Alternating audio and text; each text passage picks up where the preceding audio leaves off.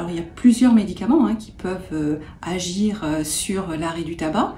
On va avoir des médicaments qui vont pallier le manque. En fait, c'est des granules que l'on prend au moment où on a envie de fumer et qui empêchent de fumer, qui enlèvent l'envie de fumer.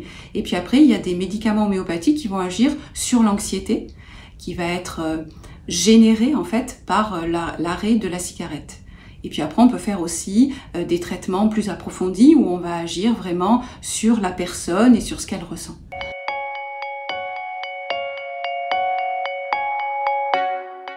Alors quand je regarde sur l'année, j'ai en général beaucoup de monde au mois de novembre, parce que c'est le mois sans tabac, donc il y a une espèce de publicité, il y a une espèce de prise de conscience des gens par rapport à ça.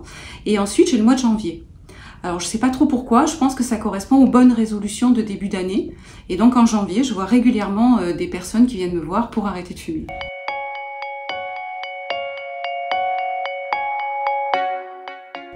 Pour bien réussir son sevrage tabagique, je pense que d'abord il faut être décidé.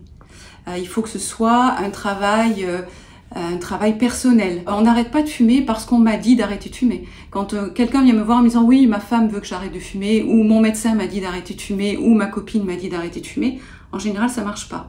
Il faut que ce soit une décision personnelle. Quand on fume, on a une image de soi fumeur depuis 1 an, 2 ans, 10 ans, 20 ans, parfois même 40 ans. Et en fait, il faut changer sa propre image. Et ça demande un travail. S'arrêter de fumer, c'est pas simplement je m'arrête de fumer, je colle des patchs, ça va aller mieux. C'est pas que ça, arrêter de fumer. Arrêter de fumer, c'est renoncer, c'est un travail de deuil en fait, par rapport à la cigarette, qui a une fonction.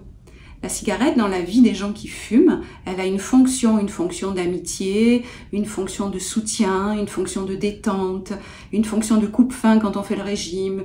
Enfin, on peut lui donner plein de rôles en fait dans notre vie. Et il faut arriver à changer ça. C'est pour ça que moi j'associe toujours 2 méthodes. Je fais de l'hypnose médicale et de l'homéopathie en association.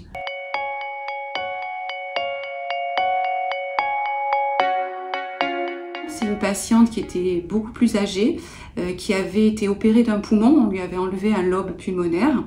Donc il était grand temps qu'elle arrête de fumer. Et en fait, elle n'y arrivait pas. Elle avait essayé plein de méthodes. Et donc on a fait hypnose et homéopathie.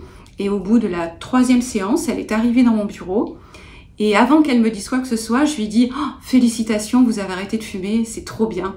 Elle me regarde et me dit « Mais comment vous le sentez? Comment vous le savez ?» Alors je lui ai dit « Mais vous savez, ça se voit. » Elle avait changé de visage, elle avait plus du tout le même teint, elle était transformée.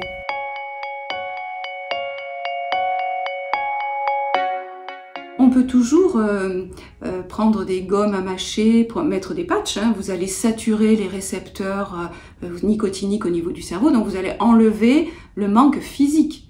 Mais c'est pas ça, arrêter de fumer. Arrêter de fumer, ce n'est pas que ça. C'est aussi changer son mode de vie. Il faut changer sa propre image si vous voulez y arriver dans le long terme. Pourquoi les gens s'arrêtent 1 mois, 2 mois, puis recommencent 1 an, puis recommencent? C'est parce qu'ils ne font pas ce travail sur eux-mêmes qui leur permet de, effectivement, vraiment changer. Je peux très bien en parler, Moi, j'ai fumé pendant 15 ans, donc je connais bien le sujet.